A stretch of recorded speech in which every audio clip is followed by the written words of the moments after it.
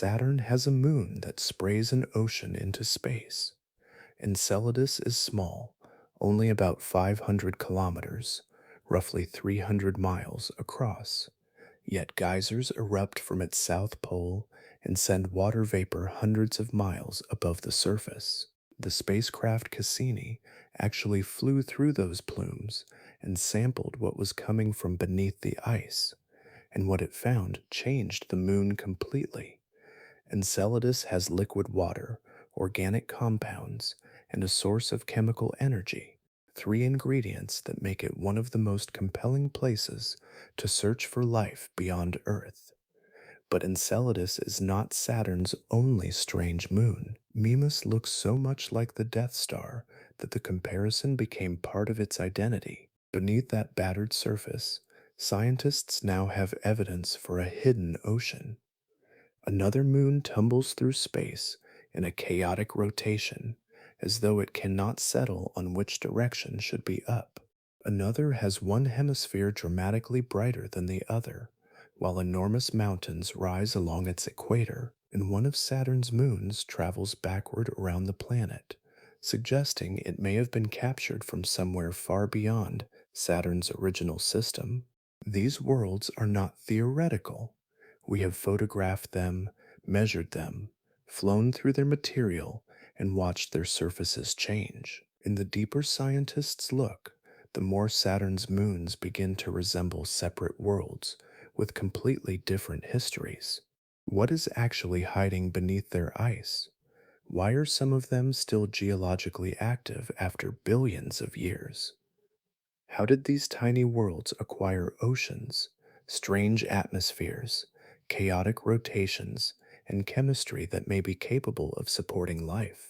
And why does one of them appear to be sending the contents of its hidden ocean directly into space? If space content like this is your thing, we've got plenty more.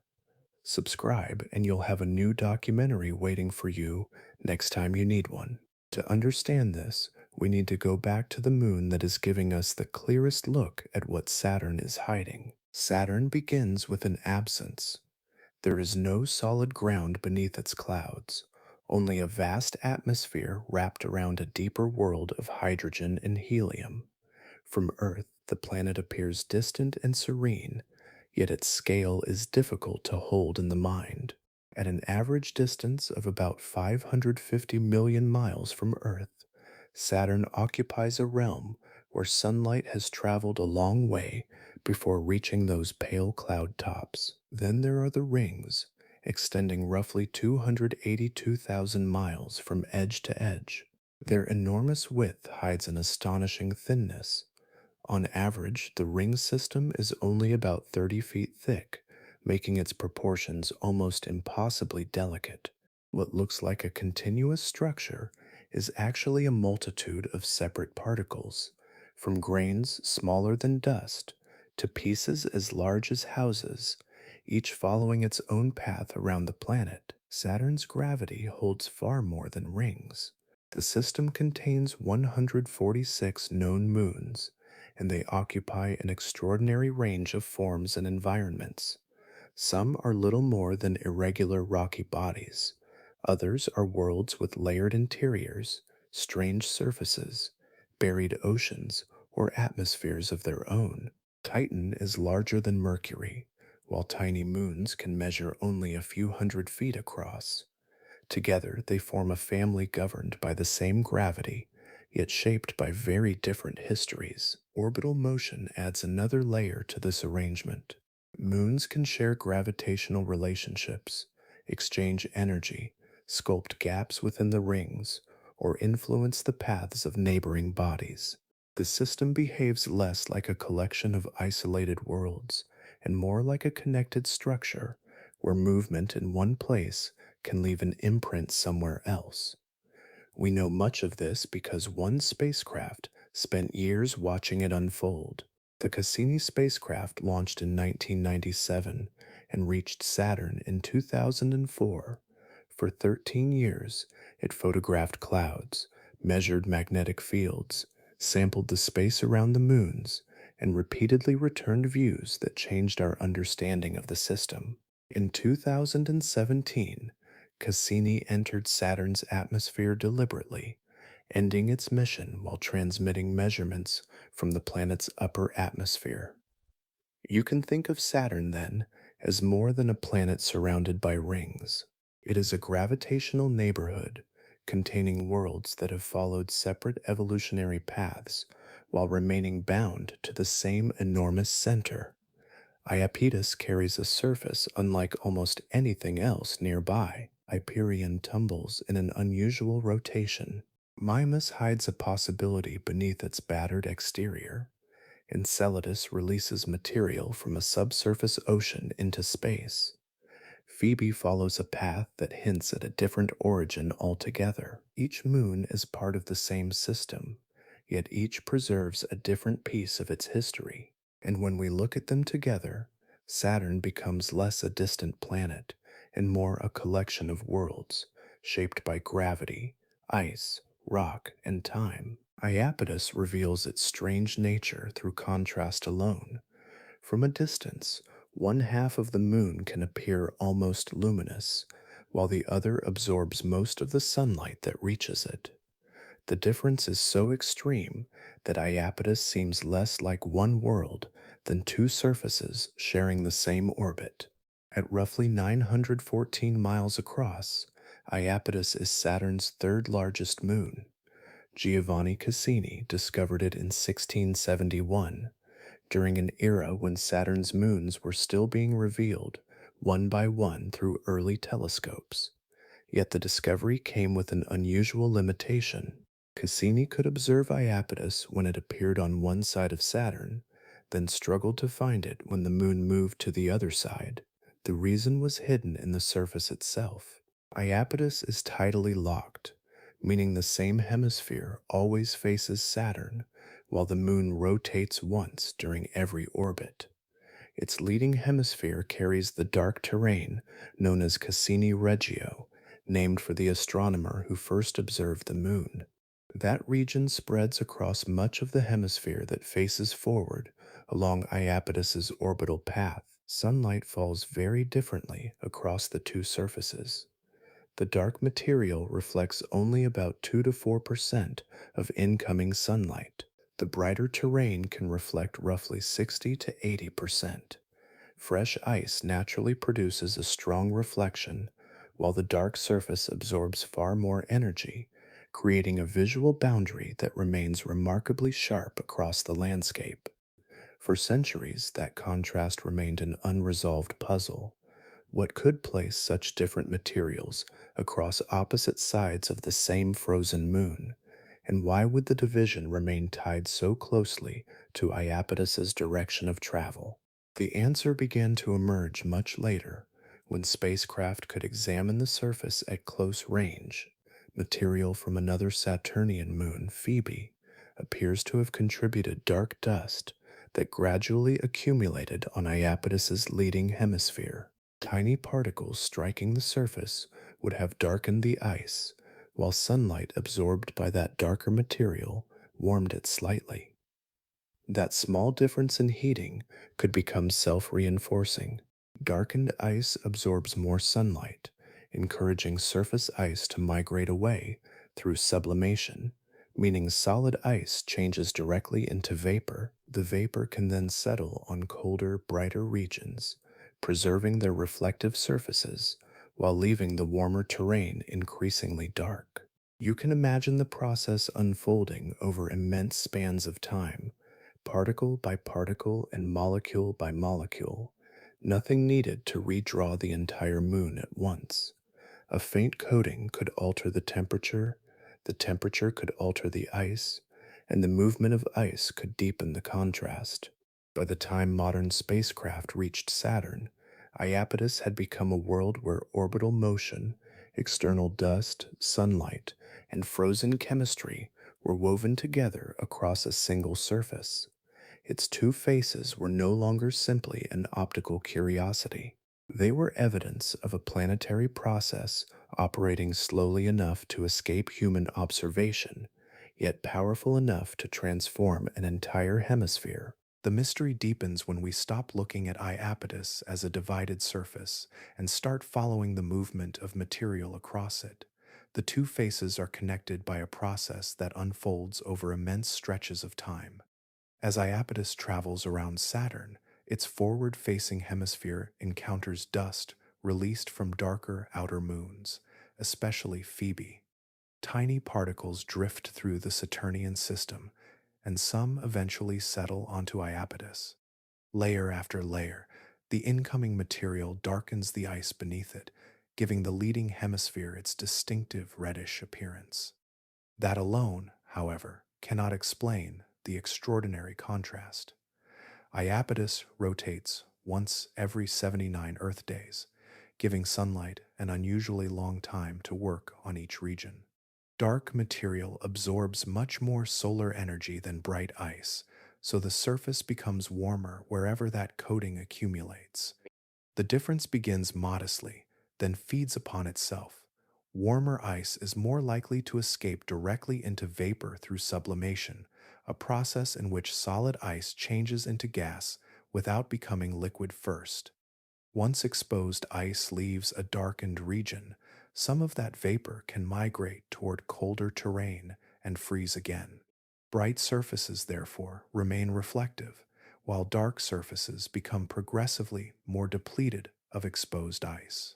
Cassini eventually revealed that these ideas were never truly competing explanations. The dust appears to have provided the initial dark coating, while thermal segregation strengthened the contrast afterward. One process established the pattern, the other amplified it. The chemistry adds another layer to the story. The dark material contains reddish compounds and carbon-bearing organic molecules, substances that are also associated with primitive bodies in the outer solar system. Their presence suggests that Iapetus did not develop its appearance from internal geology alone. Some of its most recognizable features arrived from elsewhere. The thermal difference between the hemispheres makes the effect especially powerful. Under sunlight, the dark terrain can reach temperatures near 10 degrees below 0 Fahrenheit, while the brightest regions remain around 230 degrees below 0 Fahrenheit. At those temperatures, surface ice can persist for extraordinarily long periods, preserving the boundary created by this ancient exchange. You can picture the moon as a world caught in a very slow cycle. Dust arrives from the surrounding Saturnian system. Sunlight warms what the dust touches. Ice migrates away from the warmest terrain. Brighter regions gather frost, while darker regions become more exposed. Nothing happens quickly enough for us to watch it unfold directly. Yet over geological time, the process reshapes an entire hemisphere. Iapetus, therefore, carries a surface written by both its surroundings and its own response to sunlight. Its strange appearance is a record of particles arriving from distant moons, ice moving across frozen ground, and temperature differences turning a small imbalance into one of the most dramatic contrasts known on any moon in the solar system. Iapetus has another feature that seems almost misplaced, a colossal ridge tracing the moon's equator with remarkable precision. It rises from the surrounding terrain like a scar preserved across an entire world, yet its origin remains uncertain. Cassini revealed the structure during its early encounters with Iapetus. The ridge extends for roughly 800 miles, following the equatorial line for much of its length. Some individual peaks rise nearly 12 miles above the surrounding landscape, more than twice the elevation of Mount Everest. For a small, icy moon, that scale is difficult to explain. The ridge is not simply a mountain range wandering across the surface. Its alignment with the equator is extraordinarily consistent, as though some ancient process had marked the moon along a predetermined boundary. You can trace the feature through images from orbit.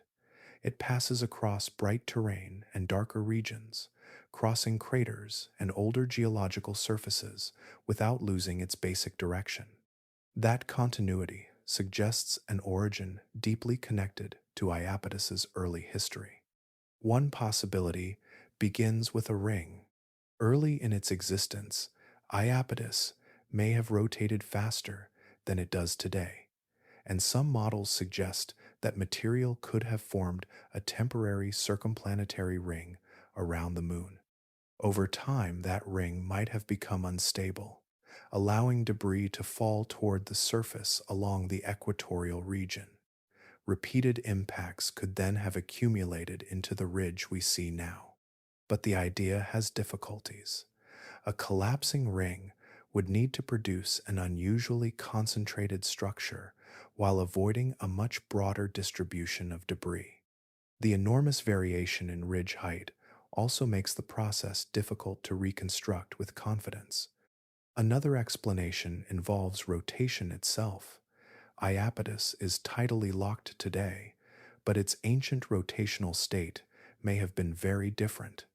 Changes in spin could have produced stresses throughout the moon's interior, allowing fractures and deformation to accumulate around the equator. In this view, the ridge would be a geological consequence of a moon changing how it rotated. There is also the possibility that material rose from within Iapetus. In its early history, when the moon retained more internal heat, partially molten material may have moved upward through fractures and accumulated along a weakened equatorial zone. Yet Iapetus is relatively small, and its interior should have cooled rapidly, leaving only a limited window for such activity. Each explanation captures part of the mystery. None accounts comfortably for every detail. The ridge may even preserve evidence for more than one process, with an ancient impact, changing rotation, and gravitational forces combining across immense spans of time. Iapetus gives us no simple geological signature pointing toward a single event. What remains is a structure unlike anything else known in the solar system. We can measure its length, map its peaks, examine the surrounding craters, and compare competing models. The physical evidence is remarkably clear. Its history is not.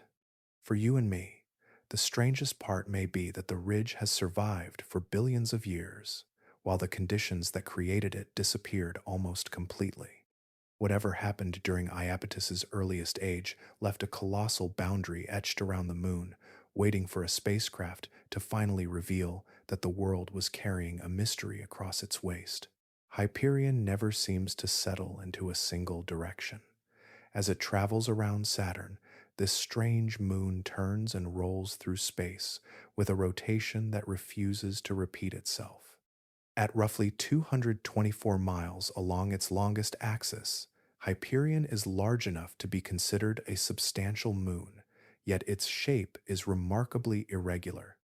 Deep craters cover the surface, surrounded by steep walls and dark cavities that make the entire body resemble a battered sponge carved from ice and rock. Most large moons eventually reach a stable rhythm. Gravitational tides gradually slow their rotation until one hemisphere remains pointed toward the planet. Hyperion follows a very different path. Its rotation is chaotic. In this case, chaotic does not simply mean unpredictable in an everyday sense. Scientists can describe the underlying physics, but tiny differences in Hyperion's orientation can grow until its future rotation becomes impossible to predict over longer periods. The moon has no permanently fixed rotational axis. Its orientation can change dramatically from one moment to another as it travels through Saturn's gravitational environment. Imagine watching Hyperion from far away. One encounter might reveal a cratered face. Later, another angle appears, followed by an entirely different orientation. There is no dependable sequence that allows us to anticipate exactly which surface will turn toward us next. The reason begins with Hyperion's unusual shape.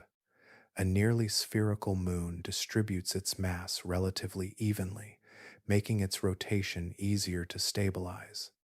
Hyperion is lumpy and elongated, with enormous craters removing substantial portions of its outer structure. Its uneven mass distribution gives Saturn's gravity different leverage over different parts of the moon. Then there is Titan. Titan is Saturn's largest moon, and its gravitational influence reaches across the region where Hyperion travels. The two moons are also locked in an unusual orbital relationship, with Hyperion completing 3 orbits around Saturn for every 4 completed by Titan.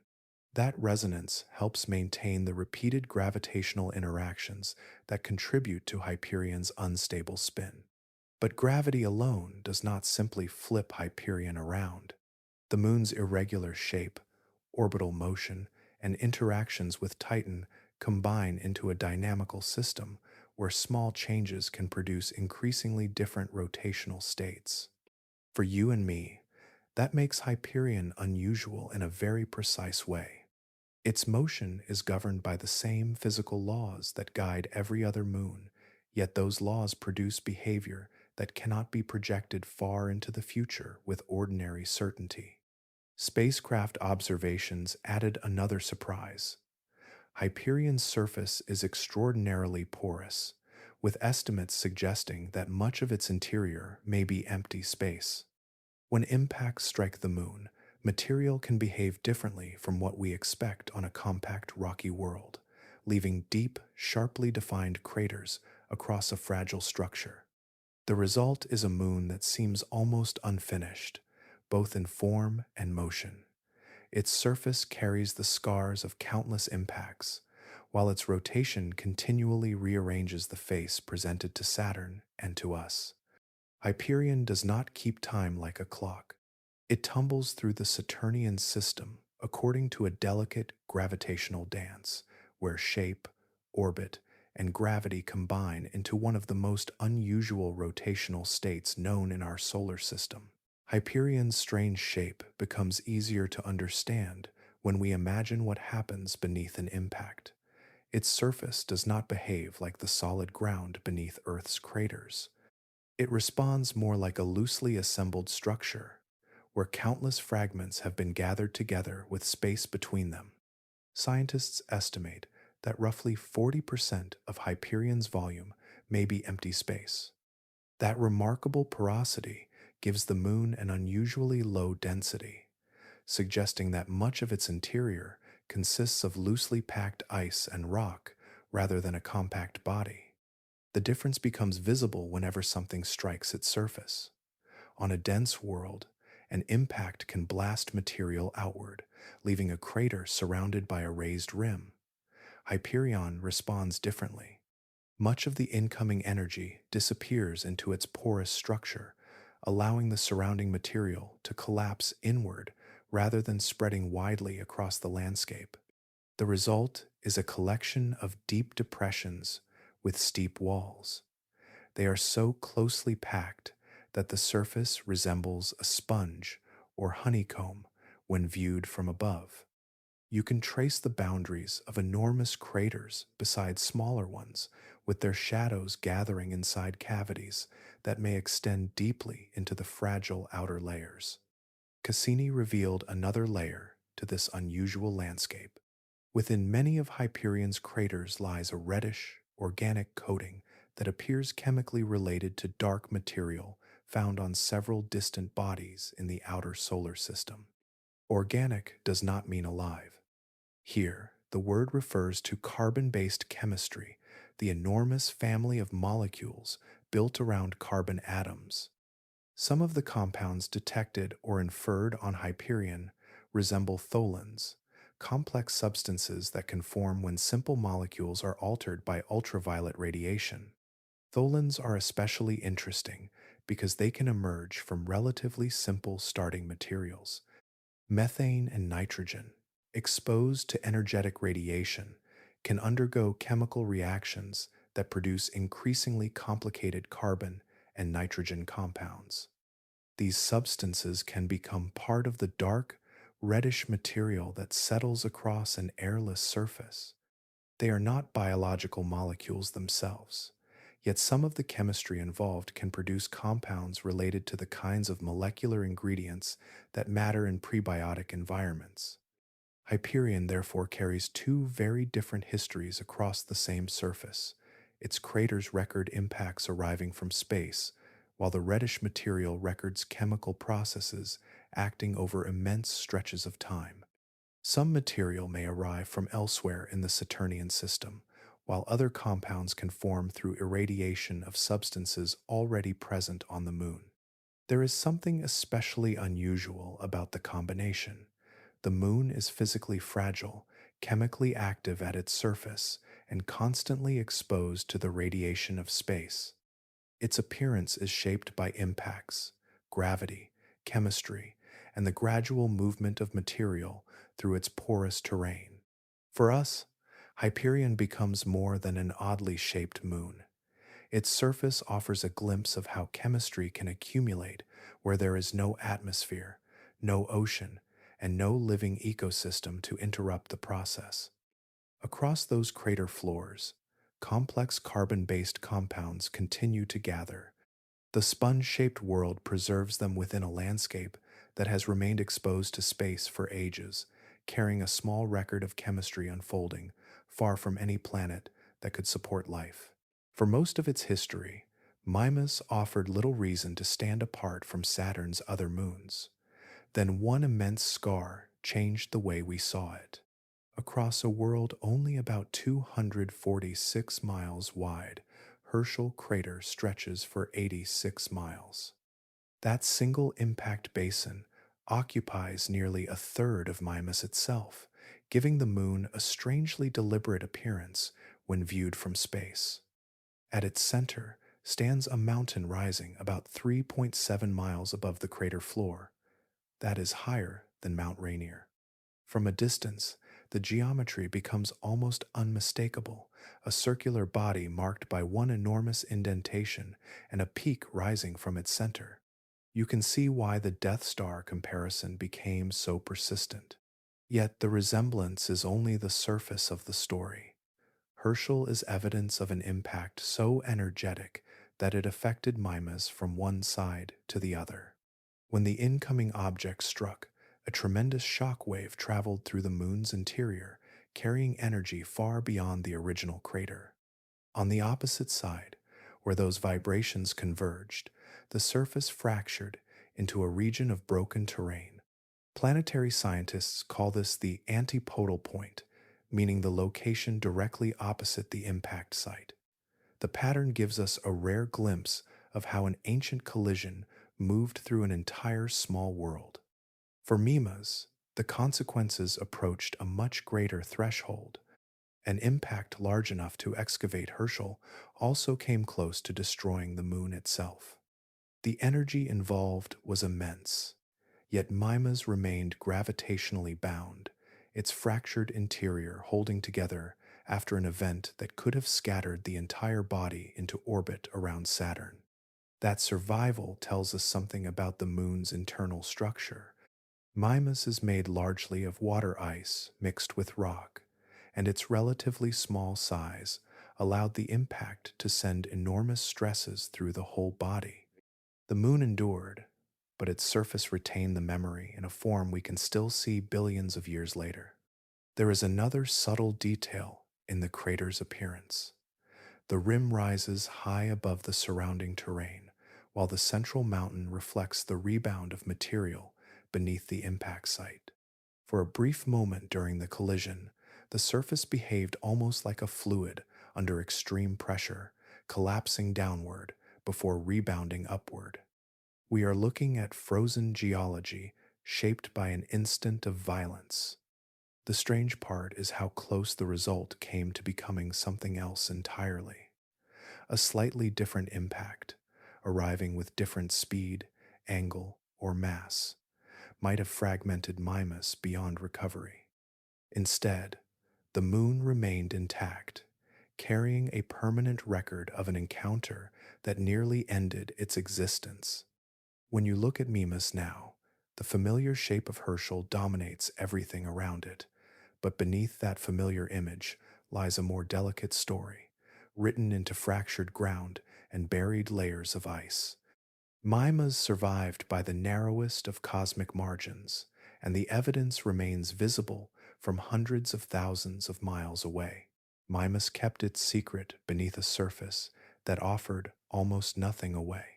For decades, its frozen exterior gave scientists little reason to imagine moving water below. Then the spacecraft records were examined more closely, and tiny motions began to tell a different story. As Mimas travels around Saturn, its rotation does not remain perfectly uniform. The moon rocks back and forth in a subtle pattern called libration, a small oscillation that can reveal what lies beneath the outer shell. If Mimas were completely solid, those movements would follow one expected range. Instead, the observed motion fits a body whose icy exterior can move somewhat independently from its interior. That separation points toward liquid water. The ocean may lie roughly 12 to 19 miles beneath the surface. Above it, an enormous shell of ice hides a reservoir that cannot be seen directly. There are no obvious fractures spreading across the landscape, no plumes rising into space, and no broad regions of altered terrain announcing internal activity. For you and me, that absence makes the discovery especially interesting. Mimas does not resemble the active ocean worlds that advertise their interiors through eruptions or surface changes. Its evidence is written in motion, measured over time, in the tiny differences between where the moon should point and where it actually points. Even more unusual is the estimated age of the ocean. Some models suggest that the liquid layer may have formed only around 5 to 15 million years ago. On a human scale, that is ancient beyond imagination. Against the age of Saturn and its moons, however, it is remarkably recent. Something inside Mimas may therefore have changed relatively late in its history. Heat generated within the moon, possibly influenced by Saturn's gravitational tides, could have altered the balance between frozen and liquid material. The exact mechanism remains under study, and the evidence does not yet reveal every detail of how the ocean formed. What we can see is the remarkable contrast between surface and interior. The exterior preserves the appearance of an ordinary icy moon, heavily marked by ancient impacts and lacking the obvious signs associated with an active ocean. Beneath that exterior, however, water may be moving through a world whose surface gives almost no indication of its presence. That possibility changes how we read Mimas.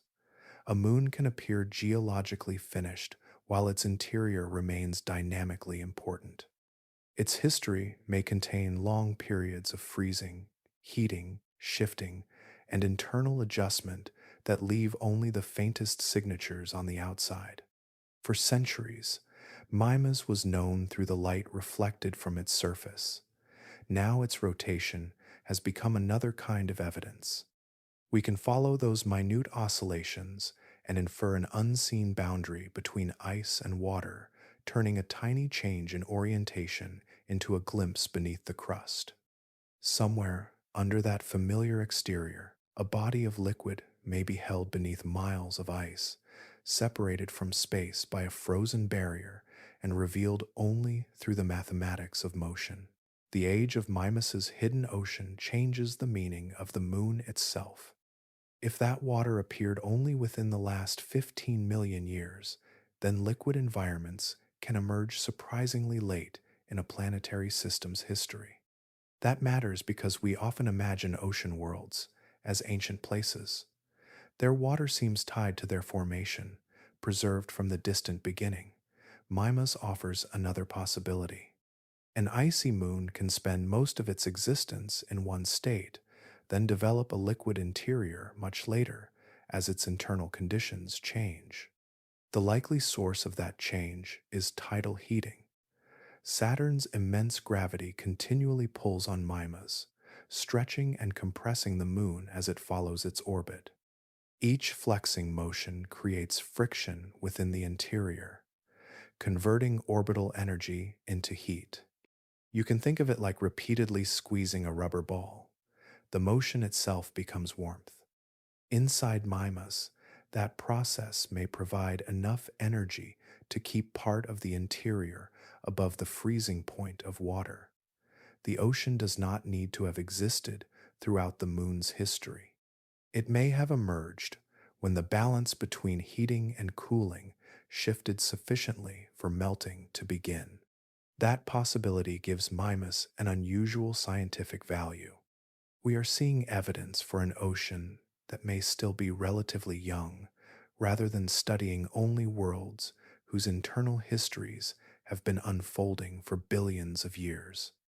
Its surface provides another clue. Older ocean worlds often carry visible scars from their interiors. Europa displays fractures and ridges across its icy exterior.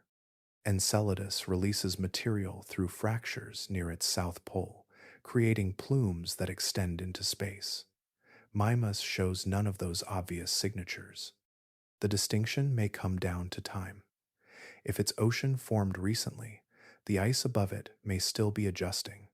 The shell has not necessarily had enough time to develop the dramatic structures that reveal internal activity elsewhere. For us, that creates a rare kind of planetary laboratory. We can compare Mimas with older ocean worlds and look for differences produced by age rather than composition alone. Perhaps the most interesting part is that the ocean may not remain hidden forever. Over the next several tens of millions of years, continued tidal heating and internal motion could gradually alter the ice shell. Cracks might develop, surface materials could shift. Features associated with an evolving interior may become increasingly visible. Mimas would then represent something close to an early chapter in the life of an ocean world. That idea reaches beyond Saturn.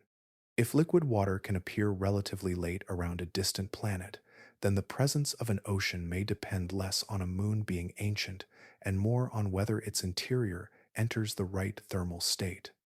We are accustomed to searching for places where water has survived.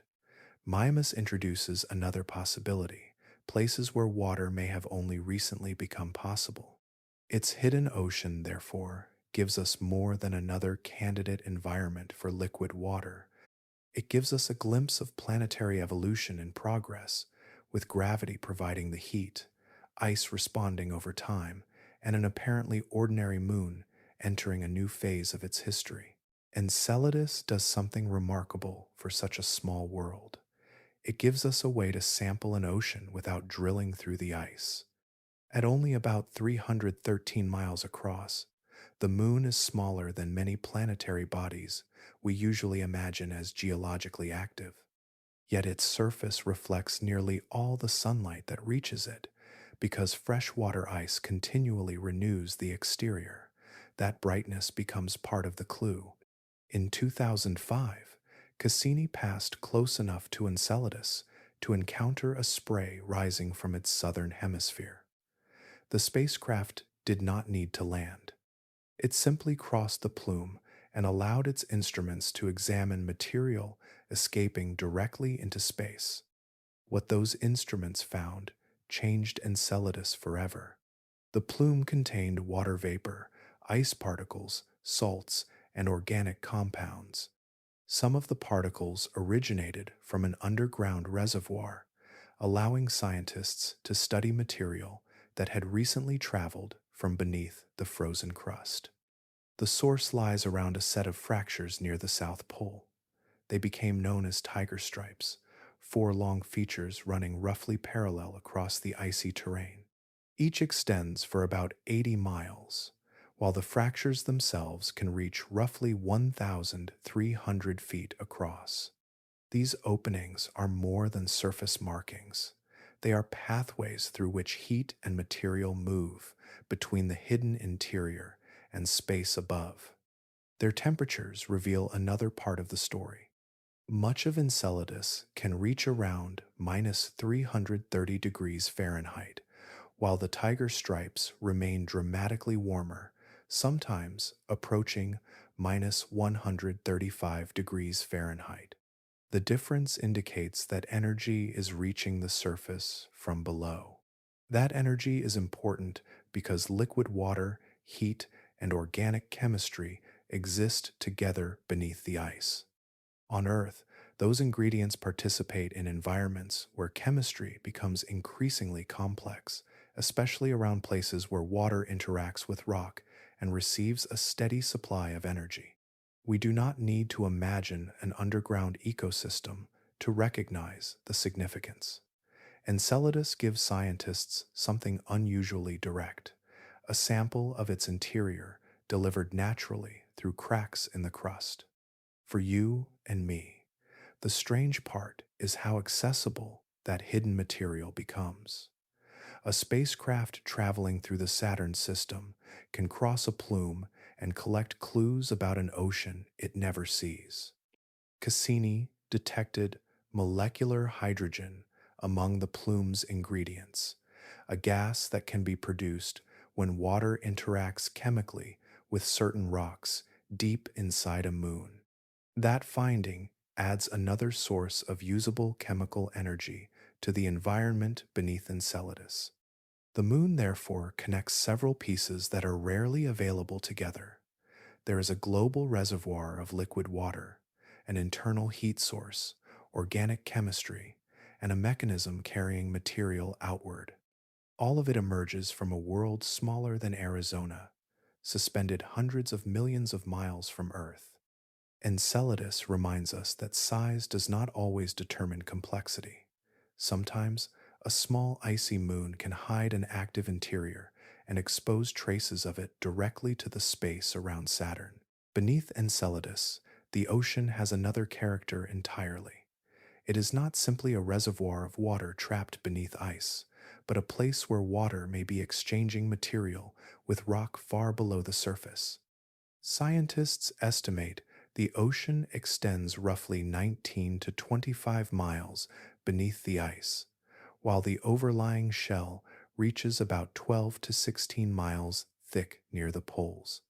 Elsewhere, the frozen layer may be thicker, creating a world where the liquid interior remains completely hidden from direct view.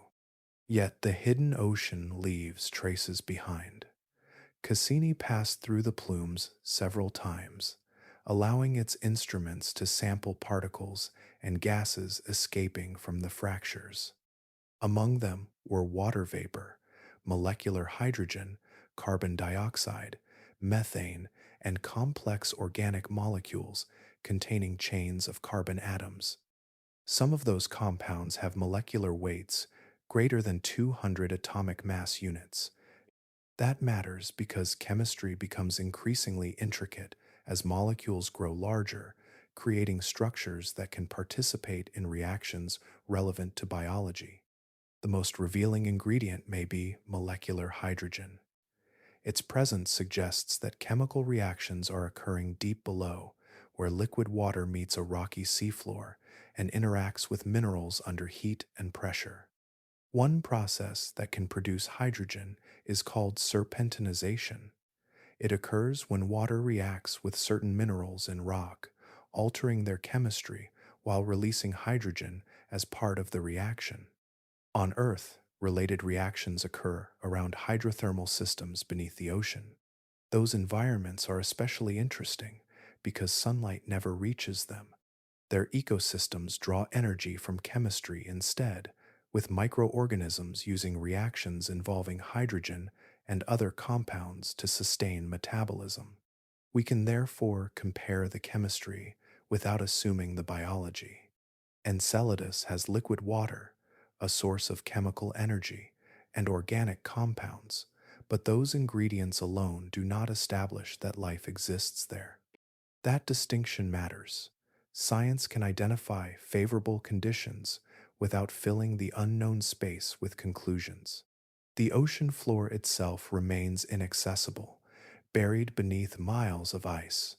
We have never watched its waters circulate around rocks, measured its pressure directly, or observed its chemistry at the source. Still, The material rising into space gives us an extraordinary connection to that hidden environment. A particle formed deep inside the moon can escape through a fracture, enter the plume, and eventually cross the path of a spacecraft. For you, that means the distant ocean is not completely sealed away. Its chemistry reaches outward, and within that chemistry lies a remarkable convergence. Water provides a medium for reactions, hydrogen can provide chemical energy, and organic molecules supply increasingly complex carbon based structures. Enceladus does not offer an answer about life. It offers something more precise, a natural laboratory where several conditions associated with habitability exist together beneath an ice shell orbiting Saturn. Enceladus is doing something remarkably rare in planetary science. It is changing its surroundings continually, sending material outward that becomes part of Saturn's enormous ring system. Each plume carries more than a trace of the moon itself. Water, ice particles, and dust escape through fractures, rising above the surface before spreading along Enceladus's orbital path. Some eventually become part of Saturn's E-ring, a broad and diffuse structure unlike the brighter main rings. The scale is immense. The E-ring stretches from roughly 112,000 miles to 300,000 miles from Saturn, while Enceladus travels around the planet at about 148,000 miles. Its orbit places the moon deep within the region its own activity helps sustain. We can picture the relationship as a continuous exchange. Enceladus loses material into space, while Saturn's gravity gathers that material into an orbiting population of ice grains and dust. Over time, those particles become part of the ring's shifting structure. That relationship makes the E-ring unusual. Many planetary rings are discussed as remnants, leftovers from collisions or ancient disruptions. Here, we can identify an active source supplying fresh material today. The E-ring, therefore, has a direct connection to the moon beneath it. Its particles do not simply belong to Saturn. Many began their journey inside Enceladus, carried upward from an ocean hidden beneath its frozen exterior. For you, this changes how Saturn's rings can be imagined. They are not all relics preserved from some distant beginning. At least one is intimately connected to geological activity that remains active now. The material does not remain unchanged forever. Ice grains can collide, disperse, become electrically charged, or interact with Saturn's magnetic environment. Some eventually return toward other parts of the system, while others become too dispersed to remain part of the ring for long. The E-ring, therefore, exists through renewal.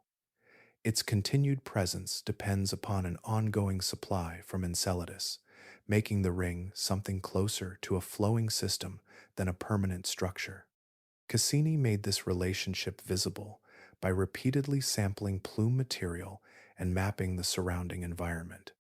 What once appeared to be a distant moon became part of a much larger planetary process, linking an underground ocean, fractures in the ice, escaping particles, and an enormous orbiting cloud. We can follow that chain outward. Water from a hidden reservoir reaches the surface through fractures. Ice particles enter space. Saturn captures their motion within its gravitational field. A diffuse ring takes shape around the planet. The connection is direct. A small moon can influence something hundreds of thousands of miles across. As Enceladus continues releasing material, Saturn's E-ring remains tied to that activity, changing gradually as new particles arrive and older ones disperse. The ring we observe is therefore not simply something Saturn possesses. It is something the Saturnian system is continually making. A future spacecraft approaching Enceladus would inherit an unusual advantage from the moon itself. Material from its hidden ocean is already being delivered into space, carried outward through fractures without requiring a drill to cross the ice. That possibility has shaped one of the most detailed mission concepts proposed for the Moon, the Enceladus Orbolander. The concept combines orbital science with a landing mission, allowing a spacecraft to study the environment from above before settling onto the surface near the active fractures. From orbit, repeated passages through the plumes could provide samples from different moments and locations. Each encounter could reveal changing concentrations of water vapor, ice particles, salts, gases, and organic compounds, building a more detailed picture of the ocean beneath. Eventually, the spacecraft could descend. A lander near the active region would have access to material recently deposited from the interior, giving scientists another way to examine what the ocean is releasing. For us, the remarkable part is the natural pathway between the hidden water and the instruments built to study it. An ocean sealed beneath miles of ice would ordinarily present an enormous engineering problem. Enceladus offers a different route. The plume becomes a bridge. Cassini discovered that bridge almost by accident. Its instruments were designed before the existence of the plumes was known, so they were never built specifically to search for signs of life. Yet they still detected an unexpected collection of chemicals rising from the moon. Future spacecraft could be designed around that discovery from the beginning. Their instruments could search for specific patterns in organic molecules, examine isotope ratios, identify complex chemical structures, and distinguish biological signatures from processes that can occur naturally. That distinction would be essential. Finding an organic molecule would not establish biology because organic chemistry can emerge without living organisms. A convincing biosignature would need to show a pattern difficult to explain through known non-biological processes.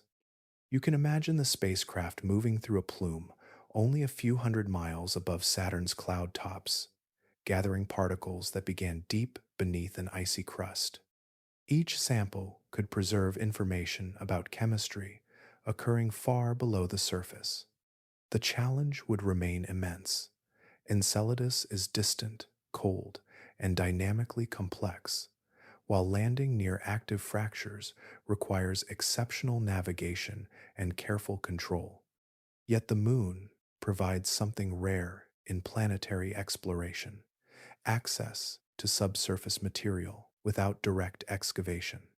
That accessibility is one reason Enceladus has become such a significant target for planetary scientists.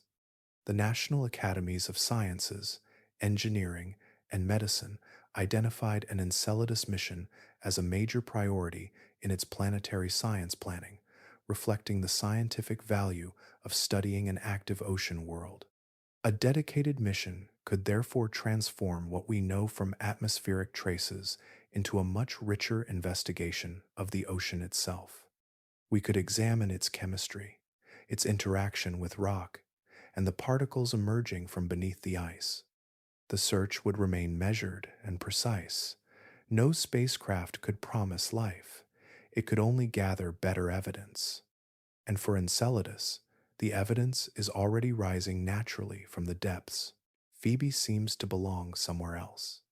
Its path around Saturn carries the signature of a body that arrived from a distant region rather than forming within the planet's original family of moons. At roughly 8 million miles from Saturn, Phoebe travels far beyond the familiar inner moons. Its orbit takes about 550 Earth days to complete, and its direction immediately separates it from most of Saturn's satellites. Phoebe moves backward around Saturn. Astronomers call this a retrograde orbit, meaning the moon travels opposite the direction followed by Saturn's rotation and most of its major moons. Its orbital plane is tilted by about 175 degrees relative to Saturn's equatorial plane. That leaves Phoebe traveling almost upside down compared with the orderly arrangement surrounding the planet. For you, The important detail is not simply that Phoebe is unusual. Its entire orbital geometry provides evidence about where it came from. Moons that form around a planet generally inherit the motion of the disk from which they develop. Their orbits tend to follow a shared direction and occupy relatively similar planes. Phoebe breaks that pattern almost completely. That makes capture the leading explanation. Somewhere in the distant past, Phoebe was likely traveling independently before Saturn's gravity altered its path and bound it to the planet. The most widely discussed origin lies far beyond Saturn, in the Kuiper belt, a broad population of frozen bodies orbiting beyond Neptune. Pluto belongs to that same distant region. If Phoebe formed there, its journey began under conditions very different from those surrounding Saturn. The outer solar system contains ancient ice, rock, and carbon-rich material preserved from the earliest stages of planetary formation. Phoebe may therefore preserve chemistry from a region we cannot reach easily. Its surface offers a physical sample of the outer solar system's distant population, now circling a completely different planet. There is another connection hidden within this strange orbit. Material from Phoebe appears to contribute to the dark coating found across parts of Iapetus, linking two moons with radically different histories. Dust escaping from Phoebe can spread through Saturn's system, eventually reaching the path of Iapetus. The process connects a captured outer body with the surface of a moon much closer to Saturn. So Phoebe is more than an odd satellite. It can be treated as a visitor whose presence reveals something about the larger architecture of the solar system. Its backward motion is a clue. Its extreme orbital tilt is another. Its distant position adds another piece to the same pattern. Taken together, these details suggest that Saturn did not necessarily build every moon it possesses. Some may have arrived from elsewhere, carrying the record of regions beyond the planet's immediate domain. Phoebe's identity remains tied to that possibility. It may have formed among the icy remnants beyond Neptune, wandered for an immense span of time, and eventually passed close enough to Saturn for gravity to change its destiny. What we call a moon, then, can sometimes be something older and more distant than the planet it circles. Phoebe may be a piece of the outer solar system that Saturn simply happened to keep. The surface of Phoebe carries a chemical record from far beyond Saturn. When Cassini passed the moon in June 2004, shortly before entering orbit around Saturn, its instruments found a mixture unlike the materials dominating the planet's closer satellites. Water ice lies among carbon dioxide ice, clay minerals, iron-bearing compounds, and complex organic molecules. Together, these ingredients point toward a colder birthplace where primitive material remained relatively undisturbed during the early history of the solar system. That chemistry matters because moons forming close to Saturn would be expected to resemble the material available within Saturn's original planetary disk. Phoebe instead resembles bodies associated with the distant outer solar system, including comets and primitive carbon-rich objects. We can see another part of that history in its battered surface. Phoebe is heavily cratered, carrying scars from countless impacts accumulated across immense spans of time. Its largest known crater, Jason, stretches about 62 miles across, creating a broad depression across the already irregular terrain. Beneath those craters lies another clue. Phoebe has a density of about 1.6 grams per cubic centimeter, placing it among bodies with substantially more rock than Saturn's inner icy moons.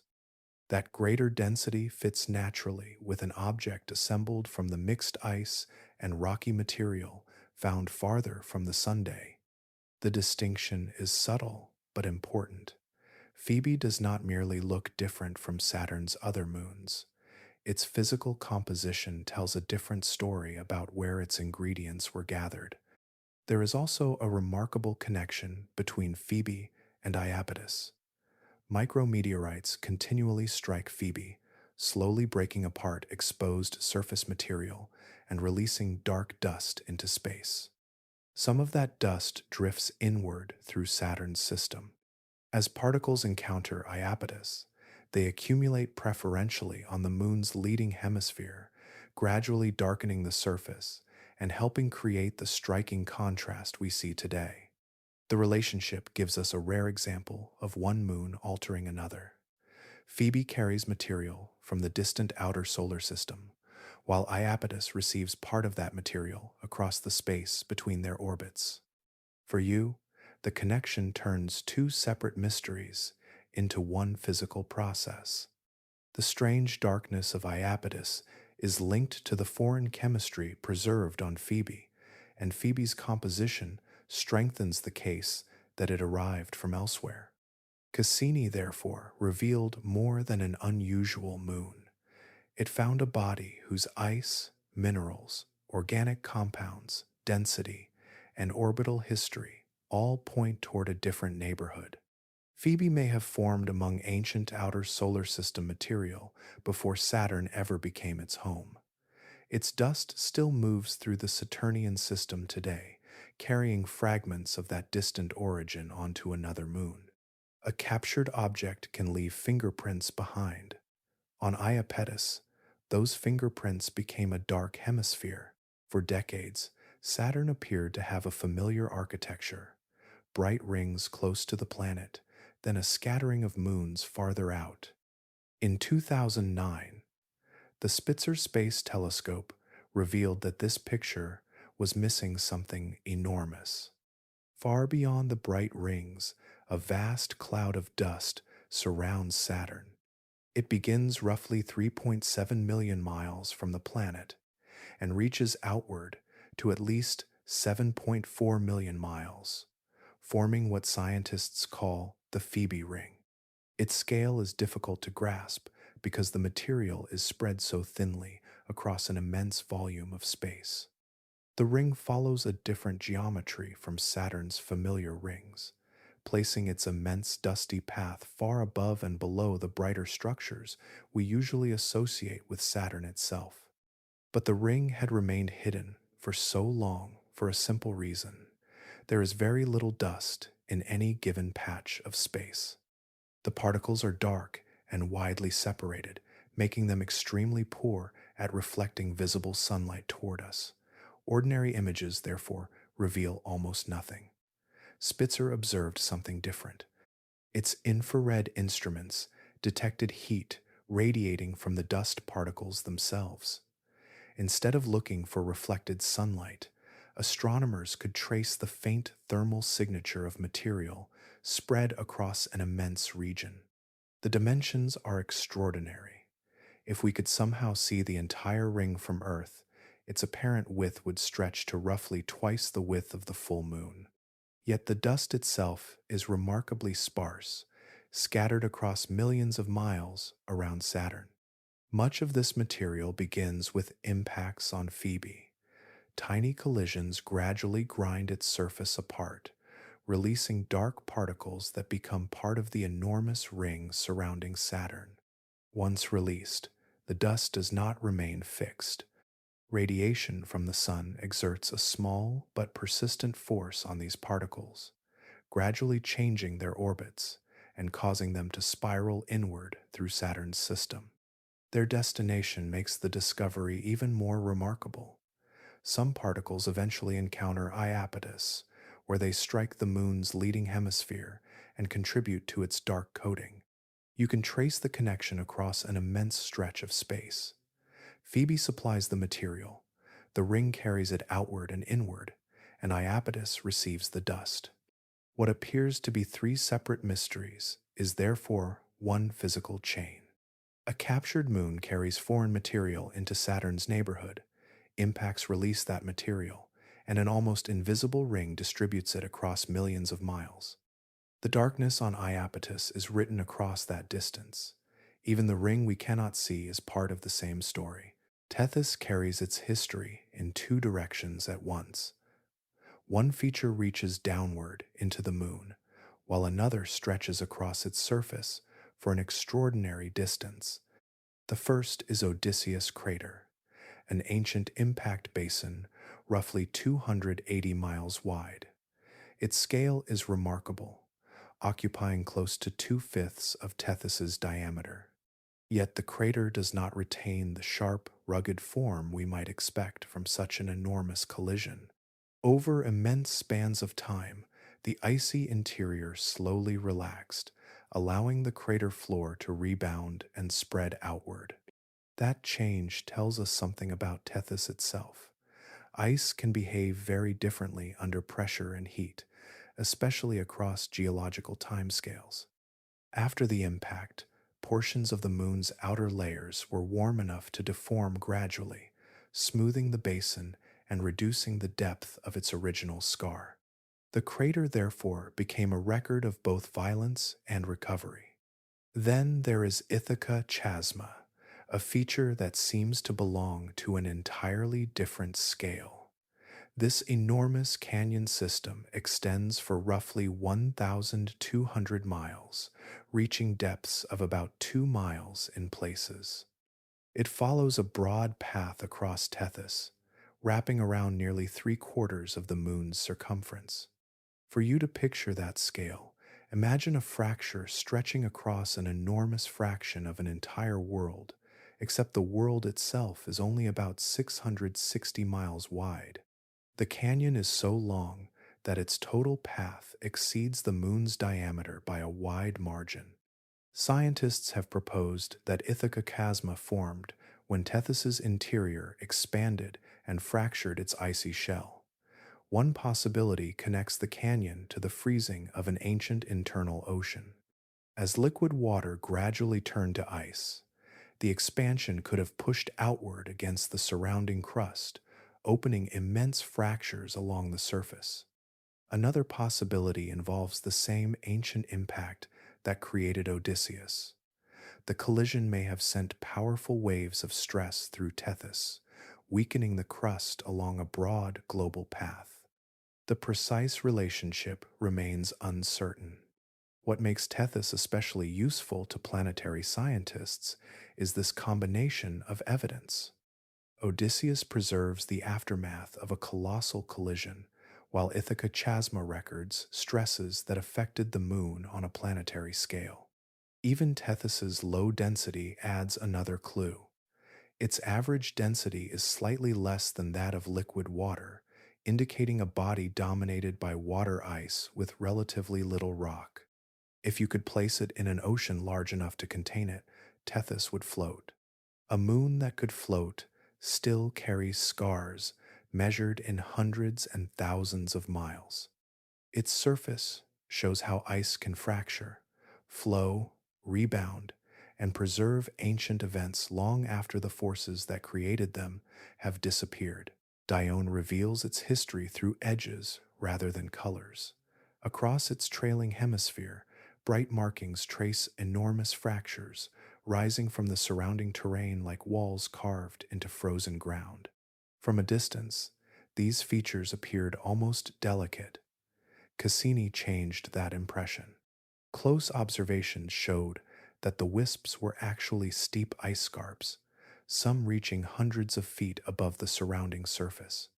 Their brightness comes from exposed ice along the fractured terrain, where fresh material reflects sunlight more effectively than older, weathered regions. The fractures themselves point toward movement within Dione. Its crust has experienced stresses powerful enough to break solid ice across enormous distances, leaving networks of cliffs and ridges behind. We can read those structures as evidence that Dione's interior was once considerably more active than its appearance suggested. There are other clues beneath the surface. Some regions show signs consistent with cryovolcanism, a form of eruption involving water, ammonia, or other icy mixtures rather than molten rock. Such activity requires an internal source of energy capable of moving material upward through the crust. For a moon this cold and distant from the sun, that possibility changes the picture. The surface may preserve the remains of processes that once connected the interior with the exterior, allowing material from deeper layers to reach space. Then Dione offered another surprise. In 2016, Cassini observations provided evidence for an extremely thin exosphere surrounding the Moon. An exosphere is a sparse envelope of particles where individual atoms and ions can travel great distances without frequent collisions. Dione's exosphere contains oxygen ions. Their presence does not require forests, oceans, or any biological process. Saturn's powerful magnetosphere supplies the energy. Charged particles trapped within Saturn's magnetic environment strike Dione's icy surface. Those impacts can break apart molecules within the surface material, releasing oxygen that becomes temporarily suspended around the Moon. The process is subtle, yet it gives us a glimpse of how a planetary system can alter even an apparently frozen world. Dione's surface is continually interacting with particles moving through Saturn's magnetic field, creating a tenuous environment far above the ground. That oxygen also raises an important distinction. Finding oxygen around an icy moon does not mean finding life. Here, physics provides the explanation. Radiation, charged particles, and surface ice are enough to produce the observed exosphere without biology. Dione, therefore, presents several layers of geological history at once. Ancient fractures record stresses that reshaped its crust. Possible cryovolcanic deposits point toward activity beneath that crust. And the faint oxygen surrounding the moon records an interaction between its surface and Saturn's immense magnetic environment. When you look across Dione, the surface can seem still and finished, yet the evidence describes a world shaped by forces reaching from its interior to the surrounding space. For a moon nearly 1,000 miles across, Rhea seems remarkably straightforward.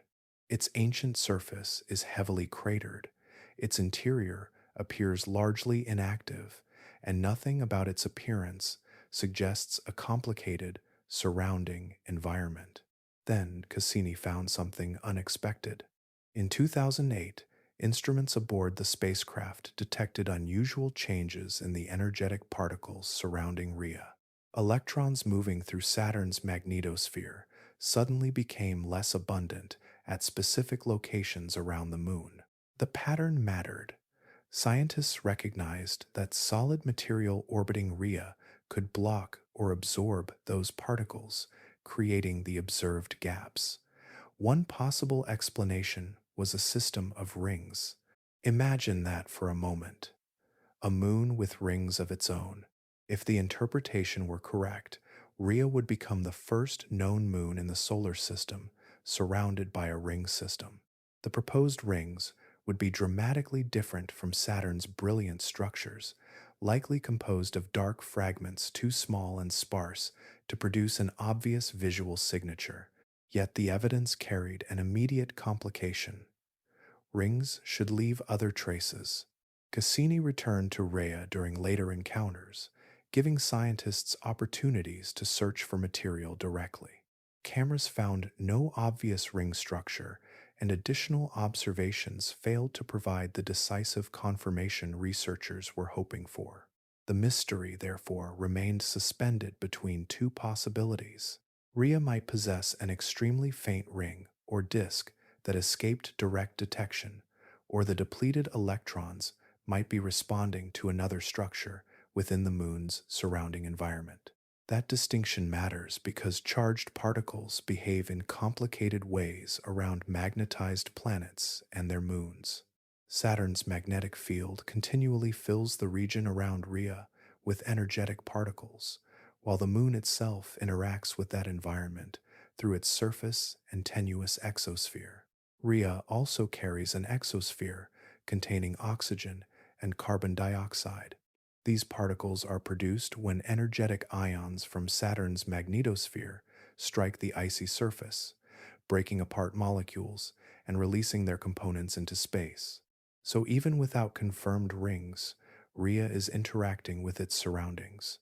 Its surface supplies material, Saturn supplies energetic particles, and the resulting chemistry creates a faint envelope around the moon. The possible rings remain the stranger part. No spacecraft has photographed a clear disk around Rhea. No observation has completely eliminated the possibility either.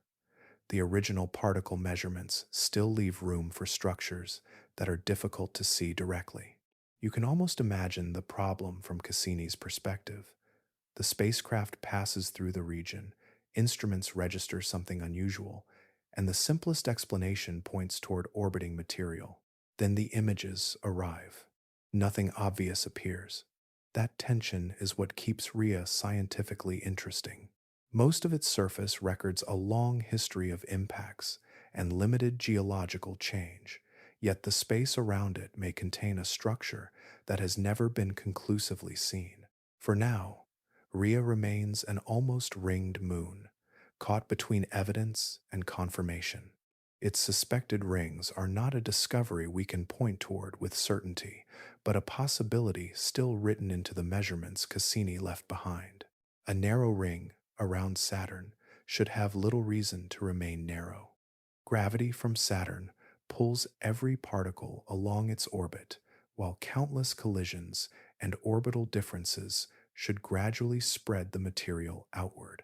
Yet the F ring holds its shape, and two small moons are responsible for much of that discipline. Prometheus travels just inside the ring. Pandora circles just beyond it. Their combined gravity continually nudges the particles, confining the ring between two moving boundaries. The effect is subtle from a distance. Up close, it becomes intricate. The particles themselves are not arranged like a solid band. They occupy countless separate paths, each responding to Saturn, the shepherd moons, and neighboring fragments. What we see as one ring is therefore a moving population of individual pieces temporarily gathered into the same narrow region. Prometheus is the more disruptive of the pair. Every 14.9 hours, it returns to a position where its gravity reaches strongly across the F ring. As the moon passes, particles are pulled into streamers and channels, carving temporary gaps through the ring's dusty strands. Those encounters do not produce a single permanent pattern. The material shifts, stretches, and recombines. As Prometheus continues along its orbit, some structures persist for a while. Others fade almost as quickly as they appear.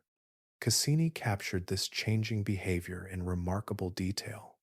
Images taken only weeks apart could show the F ring looking noticeably different, with new kinks and braided features replacing older ones. We are watching a ring whose appearance is continuously rewritten by orbital motion. The word shepherd can make the process sound gentle. Gravity is doing something more complicated here. Each moon alters the paths of countless particles, and those small changes accumulate across the ring's immense circumference. Pandora plays a different role. Its position outside the F ring helps counter the tendency of the material to spread outward, while Prometheus works from the inner side. Together, they create a gravitational environment that keeps this fragile band concentrated. Their relationship with each other adds another layer. Prometheus and Pandora are locked in an orbital resonance, meaning their periods follow a precise mathematical relationship. Because of that relationship, their positions repeat in a predictable rhythm, allowing their gravitational interactions to build over time. Yet even this arrangement is not permanent. Small gravitational exchanges slowly alter the moon's orbits, and over millions of years, their relationship can become increasingly complicated. The system carries the marks of both order and instability. Look at Saturn's rings from far away, and they appear almost timeless. Here, that impression breaks down. A pair of modest moons can sculpt a band of ice and dust, while each passage leaves another temporary signature. You do not need a massive world to reshape a ring. Sometimes, two small moons are enough. Titan's importance to Saturn reaches beyond the boundaries of the moon itself. Its atmosphere is dense enough to become an active part of the surrounding environment, carrying chemistry outward as sunlight transforms simple gases into increasingly complex organic material. At the surface, the pressure is about 1.5 times Earth's sea level pressure. Above it rises an atmosphere dominated by nitrogen, extending far higher than the thin exospheres surrounding many of Saturn's other moons. Within this vast envelope, sunlight drives reactions involving methane and nitrogen, gradually producing a family of carbon rich substances known as tholins.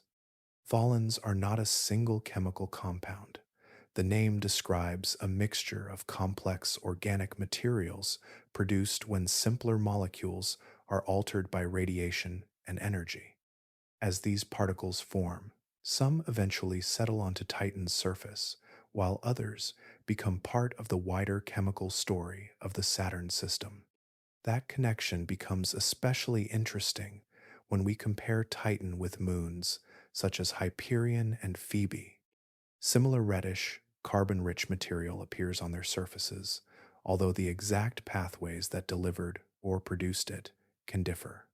Titan therefore gives us a possible source for some of the chemistry scattered across Saturn's neighborhood.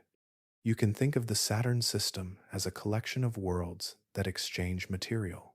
Ice particles, dust, gases, and organic compounds can move between moons through impacts, magnetic interactions, and orbital dynamics. Titan participates in that exchange on an especially large scale because its atmosphere continually processes material before returning some of it to the surface. Winds carry haze around the moon, while sunlight and seasonal circulation continually reshape where these materials accumulate. The chemistry never remains confined to one layer. There is another reason Titan remains central to planetary exploration. NASA is developing Dragonfly, a nuclear-powered rotorcraft designed to travel across Titan's surface and investigate different environments. Unlike a stationary lander, Dragonfly will be able to fly from one location to another, allowing scientists to compare geological and chemical settings separated by considerable distances.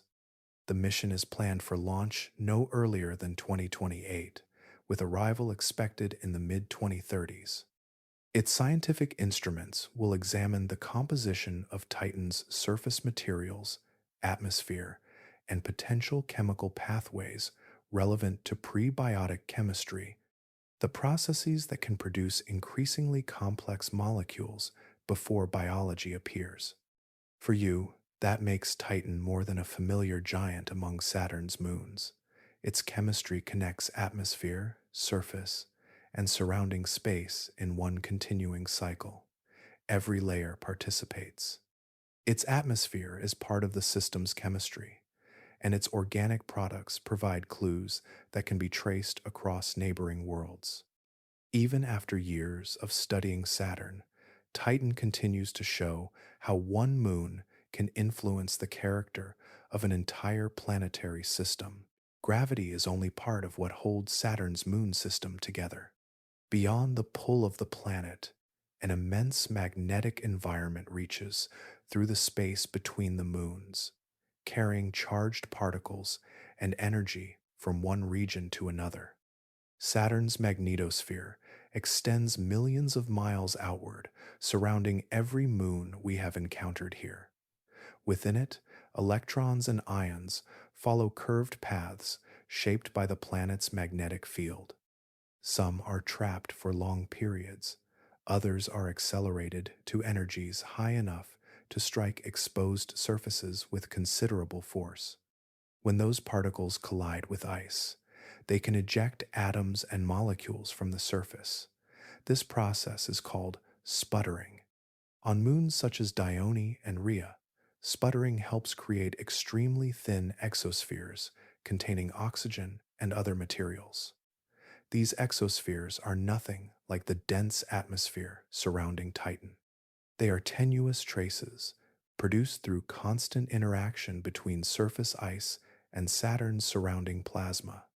Enceladus adds something much larger to this exchange. Material rising from its interior reaches space through the moon's plumes, carrying water vapor, ice particles, and other compounds outward from the hidden ocean. Once some of that material enters Saturn's magnetosphere, energetic particles can strip electrons from its atoms and molecules, turning neutral material into plasma. A plasma is a gas whose particles have become electrically charged. Around Saturn, the result is a broad concentration of plasma near Enceladus's orbit, forming what scientists call a plasma torus. Cassini directly measured this environment and found that Enceladus is a significant source of material within it.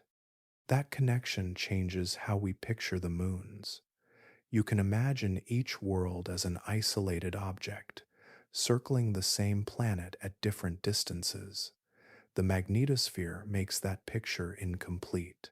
Particles released by one moon can become part of Saturn's electromagnetic environment, where they interact with other moons and continue moving through the system. The energy involved also varies from place to place. Solar particles enter the outer magnetosphere, while Saturn's rapid rotation helps drive charged material around the planet. The moons sit inside this moving environment, exposed to radiation, plasma, magnetic fields, and streams of material that continually alter their surfaces. Even the ice beneath our view participates in this exchange. At Dione and Rhea, surface chemistry is modified by energetic particles. At Enceladus, material from beneath the ice becomes part of the space around Saturn. Elsewhere, dust and particles migrate through rings and onto neighboring moons. What appears to be empty space between these worlds is therefore active territory. We are looking at a connected system where matter travels, energy changes form, and chemistry crosses orbital boundaries. Saturn's moons do not simply share a planet, they share an environment, and that environment is constantly reshaping them. The moons of Saturn follow patterns that can take years to notice. Their paths seem independent, yet beneath those separate orbits lies a mathematical structure that links one world to another. An orbital resonance occurs when two moons complete their orbits in a repeating ratio. The gravitational encounters then return at predictable positions, allowing small influences to accumulate over immense stretches of time. The most important example is the relationship between Enceladus and Dione. For every one orbit completed by Dione, Enceladus completes two. Their timing keeps repeating, bringing the moons into the same relative arrangement again and again. That rhythm matters deeply to Enceladus. Dione's gravity repeatedly perturbs its smaller neighbor, preventing the orbit from becoming perfectly circular. A slightly stretched orbit means Saturn's gravity continually flexes Enceladus as it travels. That flexing produces internal friction and heat. The process is called tidal heating, and it provides energy that can keep material inside Enceladus warm enough for liquid water to persist beneath the ice. Without the continuing gravitational influence of Dione, the situation could change dramatically. Over time, Enceladus's orbit would tend toward greater circularity, reducing the amount of flexing and therefore diminishing the internal heat generated by tides. The relationship is remarkably indirect. Dione never needs to touch Enceladus. Its influence travels through gravity alone, repeatedly reshaping the smaller moon's orbit and helping sustain an environment hidden far below its surface. Another resonance appears between Mimas and Tethys. Mimas completes 2 orbits during the time Tethys completes one, creating another repeating gravitational relationship within Saturn's inner moon system. These resonances are not merely convenient numerical patterns. They can move energy between orbital motion and internal deformation, gradually changing the physical states of the moons involved. Over enormous periods, those interactions can alter rotation rates, orbital distances, and the distribution of tidal energy. Titan participates in resonant relationships as well. Its immense gravitational influence reaches across the outer Saturn system, affecting the orbital evolution of several smaller moons. Each interaction is subtle, yet repeated encounters can produce measurable changes over millions of years. The architecture we see today was assembled through a much longer history. Saturn's moons have migrated, exchanged energy, and passed through different resonant configurations as the system evolved. Some resonances can stabilize an orbital arrangement. Others can increase eccentricity, gradually making a moon's path more elongated. The outcome depends on the masses of the bodies, their orbital distances, and the precise timing of their encounters. For us, this reveals something unusual about planetary systems. A moon's internal environment can depend on another moon many hundreds of thousands of miles away, connected through nothing more tangible than gravity and time. Saturn's moons, therefore, form more than a collection of separate worlds.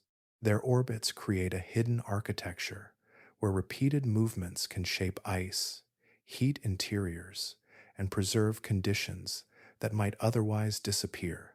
Before Cassini arrived, Saturn's moons were mostly distant objects on a list. After 13 years among them, that picture became something much richer, with individual worlds revealing their own geology, chemistry, atmospheres, and histories. Cassini entered orbit around Saturn in 2004. Over the following years, it completed 294 orbits around the planet, while repeatedly passing close to its moons and rings. Titan received 127 close encounters. Enceladus received 23.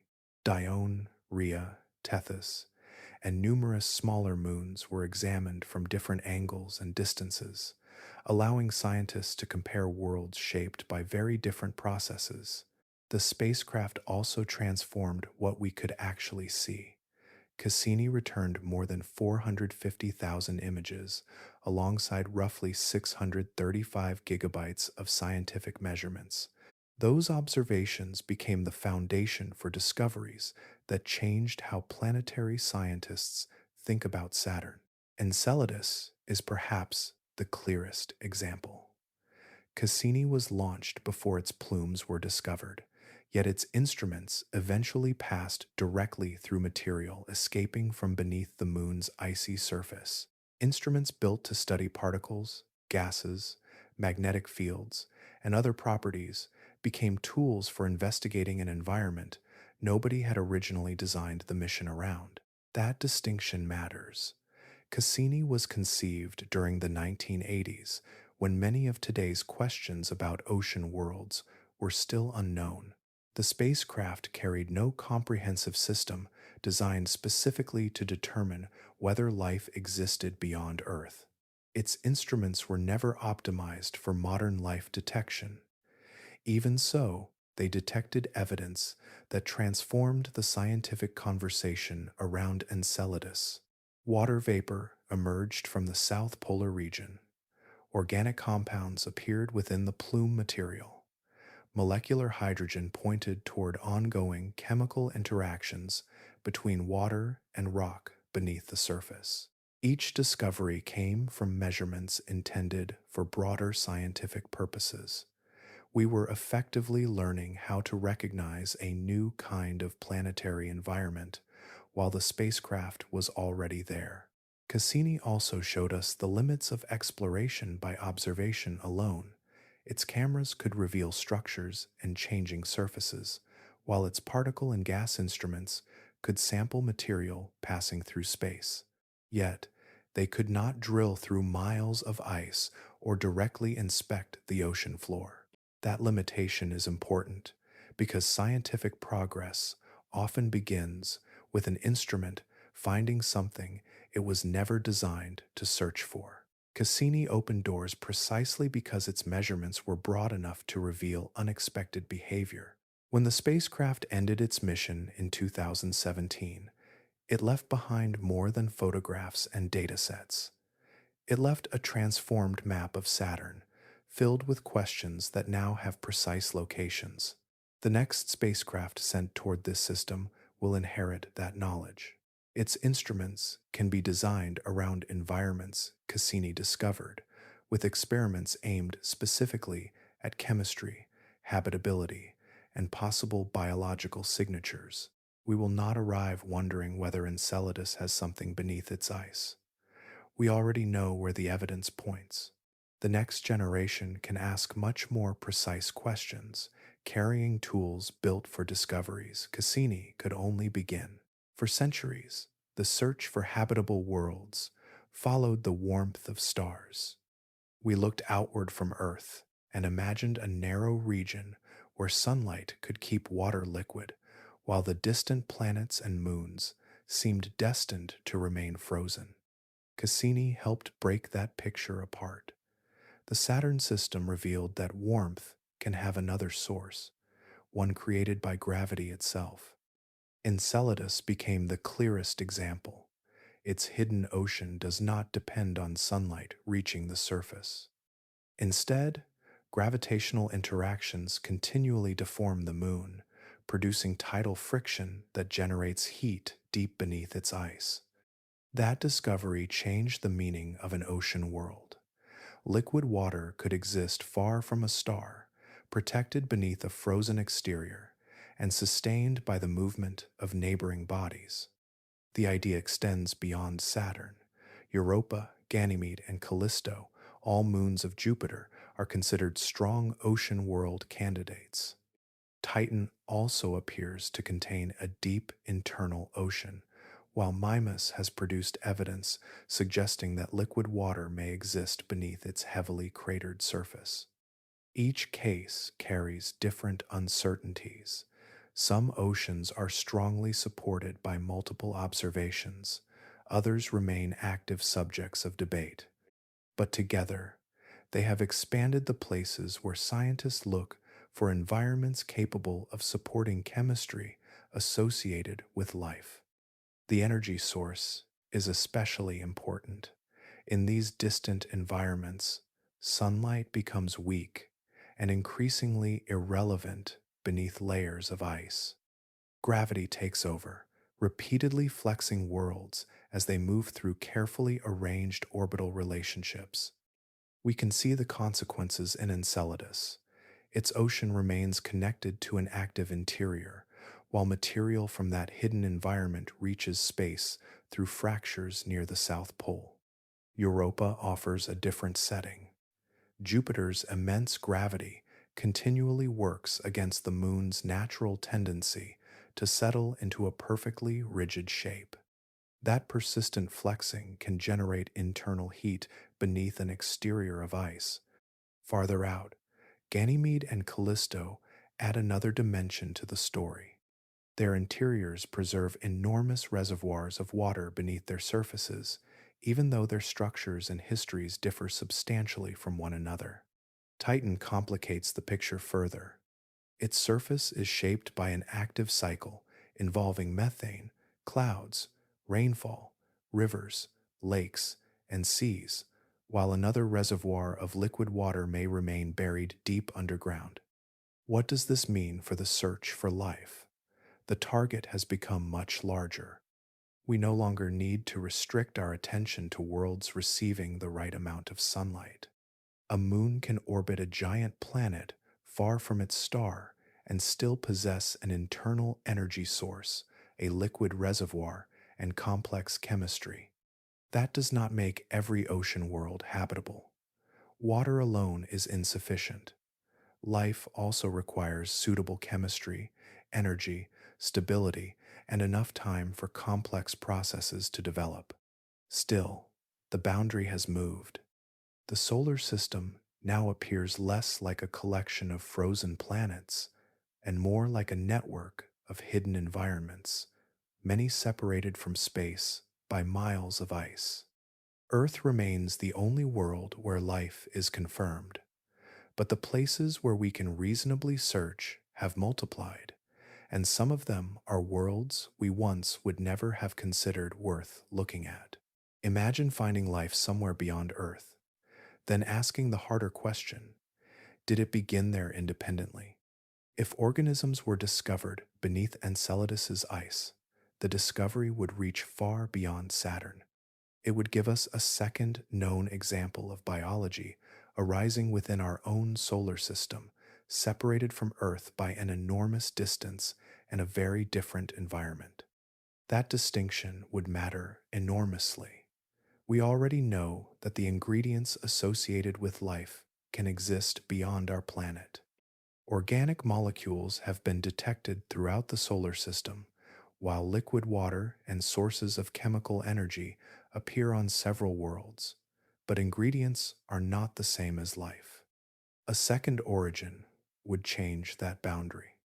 Earth and Saturn formed from the same broad reservoir of material surrounding the young Sunday. Their histories then diverged across billions of years, producing radically different environments. If life emerged independently in both places, we would have evidence that biology can arise more than once from planetary chemistry. You can imagine the scientific consequence. The question would shift from whether life can begin elsewhere to how often nature makes that transition. There would still be uncertainty. Finding life on Enceladus would not automatically prove that life exists everywhere suitable conditions occur. One example cannot establish a universal rule. Yet two independent origins would make the idea of biological emergence as a rare singular event much harder to defend. This is where the Drake equation becomes relevant. Developed by astronomer Frank Drake in 1961, the equation estimates the possible number of civilizations in the Milky Way by combining several uncertain factors.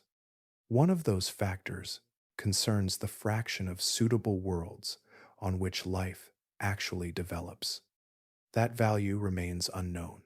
A confirmed second origin would give science something far more useful than speculation. It would provide an empirical anchor for a question that has never had one.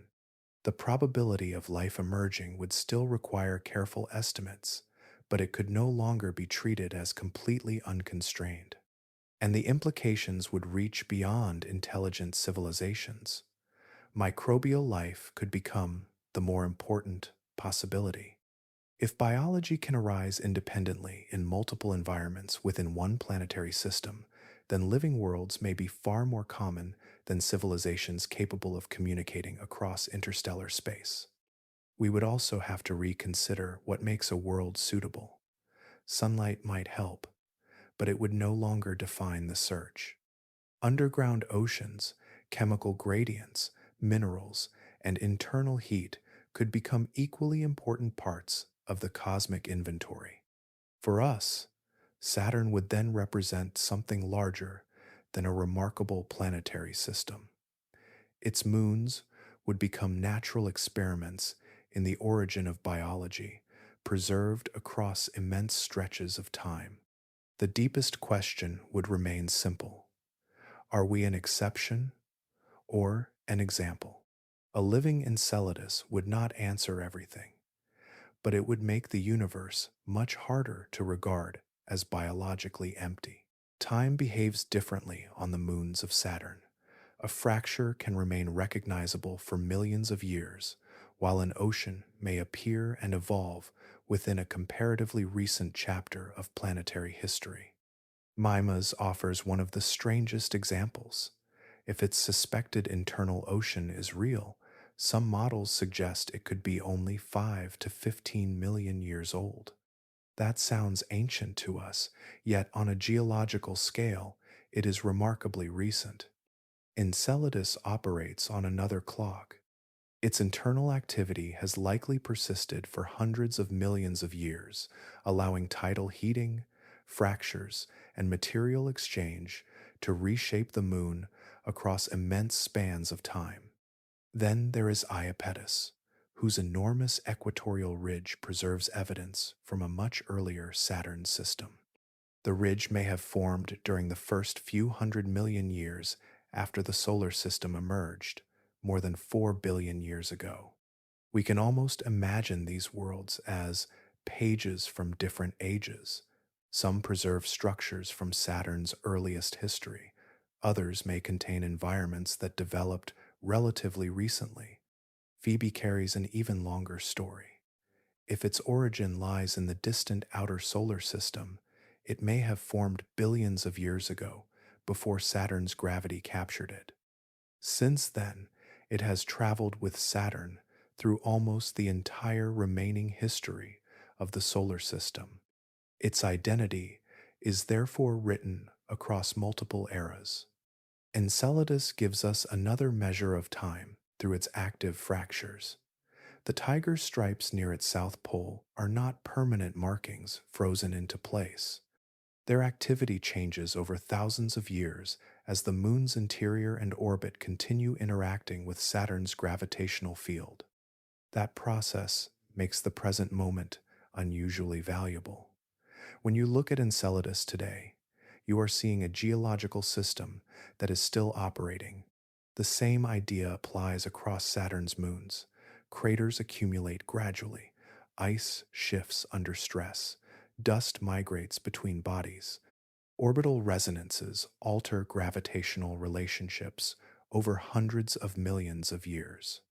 Human history occupies almost no space within these intervals. 1,000 years can feel enormous to a civilization. On an icy moon, it may represent only a brief adjustment within a much larger geological process. Consider the difference in perspective. We build instruments to observe a moon for several years, then compare measurements taken across a mission's lifetime. The moon itself may be responding to forces whose full effects require millions of years to become visible. Yet those short observations still matter. Cassini's measurements allowed scientists to detect active changes, identify chemical processes, and reconstruct events that began long before any spacecraft arrived. You do not need to witness an entire geological cycle to understand that one is happening. A few carefully measured changes can reveal the larger mechanism behind them. Saturn's moons therefore challenge our sense of permanence. Their surfaces may appear ancient, but beneath those surfaces, oceans, fractures, dust, and gravitational forces continue to evolve. What we see is only a moment. The moons themselves are processes unfolding across billions of years, with some chapters already finished, others still developing, and the present captured briefly by human instruments before time moves on. Earth may be unusual for a reason we rarely consider. Its oceans are exposed to the sky, warmed by sunlight, stirred by weather, and connected directly to the atmosphere. Saturn's moons offer another arrangement. Far beneath their surfaces, water can remain separated from sunlight for immense spans of time. Yet chemistry continues. Energy moves through minerals, fluids circulate, and complex molecules interact within environments that have never experienced an Earth-like day. The same physical laws govern both places. Gravity, chemistry, heat, pressure, and molecular reactions do not change when we cross the solar system. What changes is the setting. On Earth, sunlight reaches the surface and drives photosynthesis, allowing organisms to capture energy directly from starlight. That process eventually supports enormous ecosystems, forests, oceans, animals, and human civilization. But sunlight is only one way to power biology. Around Earth's hydrothermal vents, life already demonstrates another possibility. Deep beneath the ocean, where sunlight cannot reach, microbes obtain energy through chemical reactions involving substances released from the planet's interior. These communities have existed for immense periods. Their existence gives us a living example of what an ocean world without sunlight might support. If Enceladus contains life, its environment could resemble this pattern in important ways. An ocean beneath ice could interact with a rocky seafloor, allowing chemical gradients to form where water and minerals meet. Those gradients can provide usable energy. For an organism, that distinction is fundamental. Life does not require sunlight itself. It requires a reliable source of energy that can be coupled to chemical reactions and used to maintain cellular processes. We can therefore look at Earth's deepest ecosystems differently. They may represent more than unusual habitats at the edges of our planet's biology. They may be examples of an older strategy. Before complex life transformed Earth's surface, simple organisms were already exploiting chemical energy in environments far removed from sunlight. If similar conditions exist beneath the ice of distant moons, the same broad principles could operate there. That possibility changes how we define a habitable world. We often picture an ideal planet with blue oceans beneath a warm sky, illuminated by a nearby star. It is a beautiful image, and Earth gives us every reason to imagine it. Saturn's moons offer another picture. There, an ocean can be sealed beneath miles of ice, with energy arriving through gravity and chemistry rather than daylight. The surface might remain hostile, while the hidden water below supports an environment far more active than appearances suggest. You could stand on such a world and see no forest, no ocean horizon, and no sign of biology, yet beneath your feet, an entire ecosystem could exist beyond the reach of sunlight. That is what makes these moons relevant to Earth. They show us that habitability may be less about where water sits and more about what happens around it. The universe may contain countless environments where chemistry has enough energy, time, and stability to organize itself into something living. Earth's surface life built our world as we know it. Deep ocean life reminds us that biology began with another possibility. Saturn's moons simply give that possibility an entirely different place to unfold. Saturn is hundreds of millions of miles from Earth, separated from us by a distance light crosses in more than an hour. The Cassini spacecraft needed 7 years to reach its destination, traveling through a solar system that seemed familiar from afar. Distance, however, never prevented discovery. When Cassini arrived, Enceladus was a small, icy moon with little reason to expect anything remarkable beneath its surface. Instead, measurements revealed a global ocean, active chemistry, organic compounds, molecular hydrogen, and evidence consistent with hydrothermal activity on the seafloor. We learned these things because something human traveled there. Cassini spent 13 years circling Saturn, crossing the paths of its moons, and repeatedly returning measurements that changed our understanding of them. Its instruments were never designed specifically to search for living organisms, yet they detected the chemistry that made the question impossible to ignore. That distinction matters.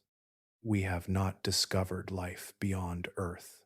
We have discovered environments where some of the conditions associated with life appear to exist. The difference between those statements is enormous. Beneath Enceladus's ice, liquid water can interact with rock while energy moves through chemical reactions. Organic molecules are present. Molecular hydrogen provides evidence of chemical processes that could potentially supply energy to microorganisms. None of this proves biology. it does something more fundamental. It tells us where biology could be investigated. For most of human history, the search for life beyond Earth was limited by imagination as much as technology. We looked toward planets resembling our own and wondered whether distant surfaces might contain oceans, atmospheres, forests, or civilizations. Saturn changed the direction of that search. Now we understand that a world can hide its most interesting environment beneath miles of ice. Its surface can remain frozen while an ocean below continues moving through rock and chemistry, isolated from sunlight yet supplied with internal energy. You can trace the chain of discovery backward. A spacecraft detects a plume. The plume reveals material from an interior ocean. Chemical measurements reveal organic compounds and hydrogen. Gravitational observations reveal the ocean's scale. Each observation narrows the possibilities without crossing the line into certainty. That is how science moves. The question is no longer simply whether Saturn's moons are strange. We already know they are. The deeper question concerns what chemistry becomes when water, energy, minerals, and time coexist for millions or billions of years. We still do not know where that combination leads. Perhaps it produces nothing beyond complex chemistry. Perhaps it produces the simplest forms of life. Perhaps biology can emerge through pathways we have not yet imagined. For now, the most important fact is that the question has become testable. We know the environment, we know the chemistry, we know the measurements that matter. And somewhere beneath the ice of Saturn's moons, nature may already have written an answer we have only begun learning how to read.